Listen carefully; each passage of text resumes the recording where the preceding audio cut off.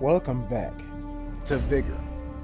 It's your boy, Stealth Jet, leader of the JSS.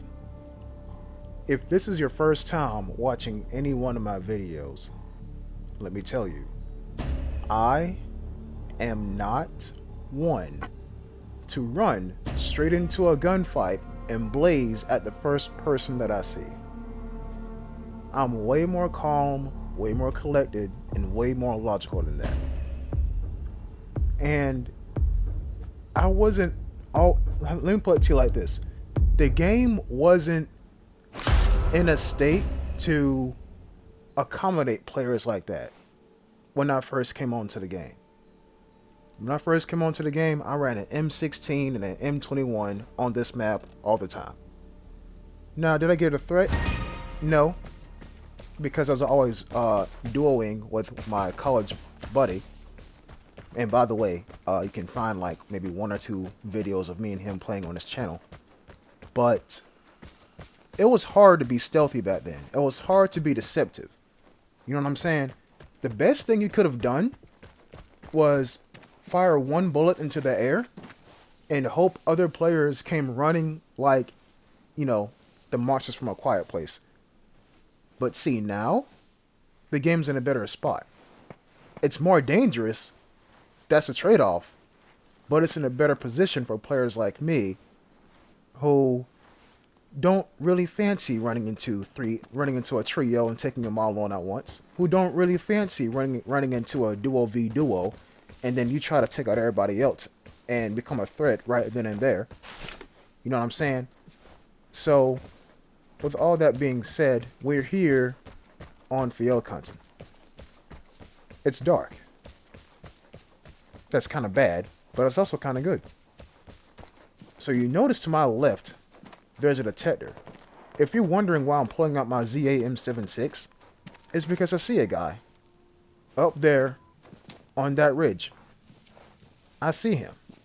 Do you think he sees me? No. And I say that with complete and total confidence because I keep something between myself and my opponents whenever I can. And right there I thought I seen somebody, but no. Just my imagination. So, I'm going to walk up this rock and keep an eye on what I thought old dude was, a ghost. But now I'll go prone up here and I'll look. Don't see anything yet. I don't see old dude. But he just told me where he is just now. Now check this out. New players, if you're being hunted down and somebody uses the detector, they're only doing it to figure out where you are. If they caught sight of you previously and then they lost you, but yet they lost you near the detector, they're going to hit the detector to figure out where you're at. But here's the thing. You, as the one that is detected, has the advantage. Because, and I'm pretty sure you've seen this already in my M16 stress test video, you can move. But they gotta stop at least for maybe a tenth of a second and look at the map and pinpoint and put two and two together and realize, okay, they're there. In that moment, when they're doing that, you could be burning asphalt. You can be running. You can be running, you can be relocating. In some sense, they put themselves at a disadvantage because they told everybody on the map where they are. Right? Now you see right here, I thought it was getting a little bit close for comfort. Yes, the ZA M76 is amazing at close range, but hitting third-person shots with a sniper rifle is something that I can pull off, but not enough to be confident in the fact of like, okay, if he rushes me, all I gotta do is take out my sniper rifle and I can kill him. I'm not that confident. You know what I'm saying? I've done it before, and yes, it's pretty disgusting when it happens, but I don't fancy my chances right now.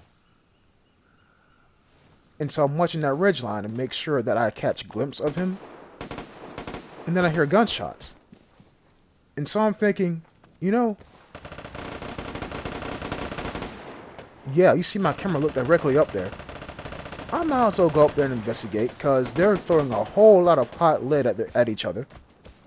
But yet, I'm keeping an eye out.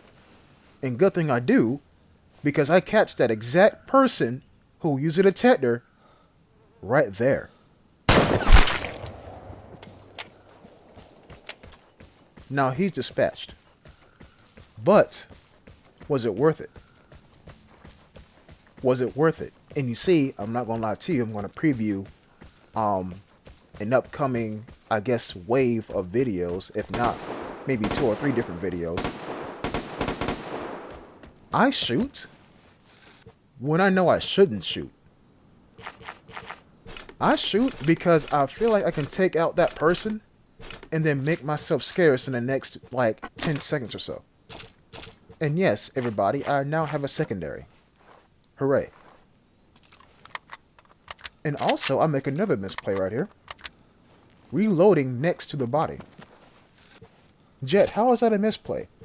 Well, my dear viewer, all somebody has to do is put 2 and 2 together and realize that one single sniper round was most likely somebody getting killed. If I go over there, I can probably catch that person walking away from the body. Look what I'm doing. All it takes is for you to be spotted, and then you're hunted and you don't even know it. Also, part 2 of my misplay, is that I reloaded near the body. Jet, how is that a misplay? They can hear you reload. When they hear you reload, you're stuck in animation. I believe you are. Matter of fact, some people told me you can move while running, if not going prone. But, yeah. Now right here, I zoom in because I see a guy and he went right over that ridge, but I had the AKM pulled out. I had it pulled out just in case I ran into anybody close range, if not mid-range. And the AKM has, what, 37 base damage? But somebody else uses the detector behind me. Now, what am I going to do about that? Relocate. Relocate. Now remember what I said. You have the advantage as a person's detected. Unless it's a team or a really sweaty player.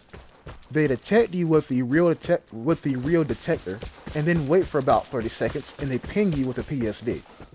Then you're in some deep trouble. And so I relocate to get a viewpoint on the spot I was just at. And check that out. Somebody's there already. Looking for me. Here's the thing, folks. The detector detects you instantaneously. It does not tell you direction, and that works wonders on field hunting. Given of where I was spotted, I could be anywhere. I could be in the cavern. I could be in the bush. I could be on the hill looking opposite of where I was just spotted. But do you think that guy took all that into consideration? No. No, he didn't. He just wants to add a headshot, if not a kill, to his end plate. The end screen. And you see, I'm wanting to take him out. And right here, I should have taken a shot.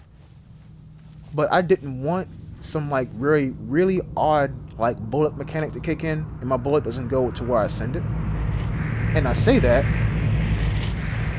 because I'm on a decline. And so now I get the idea. I got a transmitter on me. I don't think the same play is going to work twice.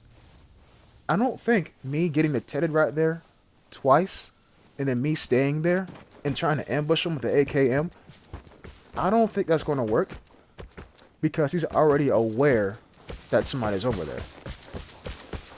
Now, what I'm going to do is predict this guy's action. I'm going to run up here and preemptively place a transmitter. And here's the thing.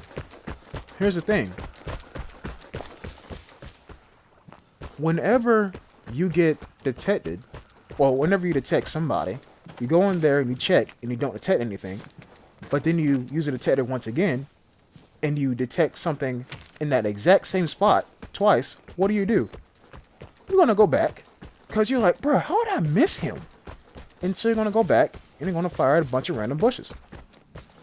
Because look, that's some logical play. And I was right.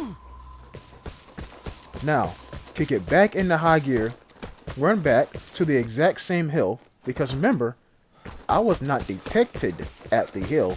I was detected on that ridge behind the detector. So I'm completely free to do this.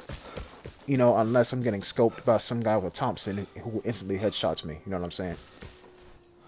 Now, I want to make sure that I don't expose myself against the skyline. But look, he's back. Now, here's the thing. Transmitters work fantastic, right? They do their job wonderfully. But it doesn't take you less than a second, or it takes you less than a second to destroy them. You're not sitting still for long. The only shot that I want to fire at this man, the only shot, should be the final shot. I just said, in the fanciest way possible, if I'm going to shoot this man, it got to be a headshot. Now that the detector has been used twice, and the dude now realizes that it's a transmitter, or at least, you know, if he counted all the dots on the map and then noticed one more, he would have known it was a transmitter. I'm actually going to try to play the game. I'm going to try to. What happened just now? The timed safe has just been used. Or at least one padlock to it. And here's the thing about the timed safe. Everybody on the map knows that you're trying to open a timed safe. Everybody on the map knows that. But it could also be the greatest bait of all time if you hit one padlock and you sit back and you wait to see who comes. And that works well on this map because all you have is visual cover. Visual. Not concrete, but visual. You can see somebody running up to the time safe and then they disappear because they're in a bush.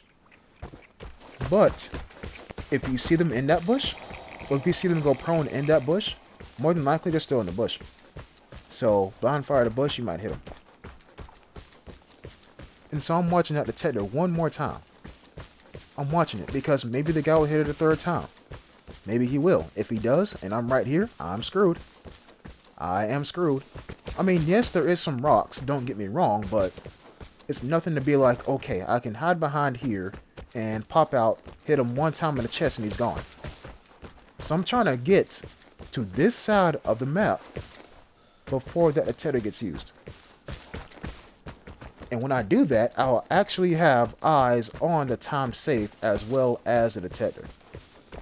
That's the plan. And you notice that I turned down the music, but I actually run up on the airdrop. Jed, why are you turning around? You don't want to be that close to an airdrop at the end of the game, because that's how you get killed. Unless you're actively running up and going for it, you don't want to stalk the airdrop at the end of the game. Either you're going for it or you're not. Because he who hesitates falters. I think a series of unfortunate events, that book series by Lemony Snicket, I think somebody said that in that book. Matter of fact, quote me in the comment section. And so what I'm doing right here is I'm waiting for him to use the detector once again. But then radiation hits. And then the airdrop gets taken. Okay. Well, let me look at the map. And he is not... Yeah, he's not coming this way. And so I watch that detector one more time. And I realize that's probably the same dude. Let me go ahead and bounce. Let me go ahead and bounce. Now, I'm going to say this. And unless you align with my train of thought, you're gonna have a problem with me saying this, but I dodged some bullets. I did. As a matter of fact, I'm gonna defend myself for leaving like this. Look at my inventory. What if I lost all that? What if I lost all that being greedy and going after an airdrop knowing that somebody else is there? Granted, I had a secondary. Granted, I had a very powerful sniper rifle. But look, this is for elk hunting. That guy could be in a bush near the airdrop. Now imagine if I would have walked up, crawled up, took one knee, and crouch walked up to that airdrop.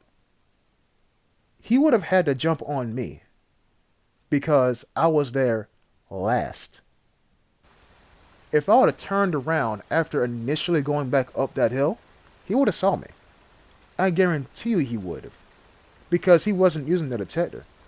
He was watching the airdrop. Now the point of this video is this. You may not have a transmitter, but you yourself are a transmitter. You heard me right. If you know how to relocate and how to move, and what potential areas to avoid, and the areas that you should avoid are like the logical areas. You know what I'm saying? Like if you get pinged near a barred house, and the game just started, they're going to think he's going for the barred house. You know what I'm saying?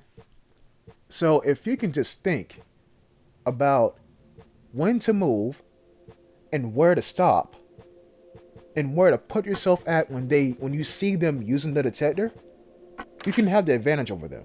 Matter of fact, you can increase your advantage over your opponent. But it all starts with you being vigilant, being sneaky, and being aware of your surroundings. I hope you have enjoyed this episode, and I'll catch you in the next one. Until next time, peace.